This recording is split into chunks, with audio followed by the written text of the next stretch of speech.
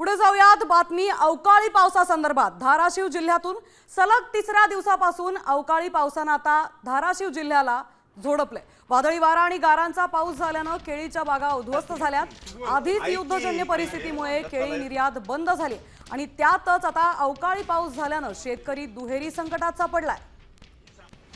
आपण थेट जाऊयात धाराशिव जिल्ह्यात नुकसानग्रस्त कसबे तडवळे या गावात आमचे प्रतिनिधी बालाजी सुरवसे पोहोचलेत। त्यांच्याकडून आपण अधिकची माहिती जाणून घेऊया।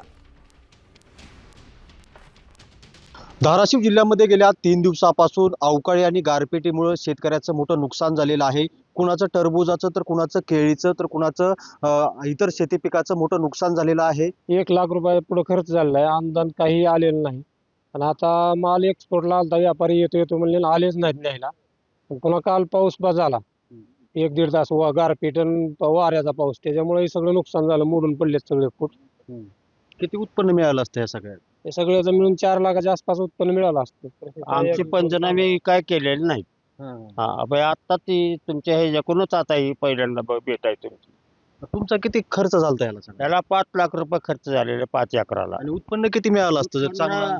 होतो आणि साधारण आम्हाला 20-25 लाख रुपये मिळालं असतं। सरकारकडे मागणी अशी आहे की ह्याला त्वरित अनुदान भेटावं आणि नुकसान भरपाई भेटून शेतकऱ्याचं जोपासना व्हावी।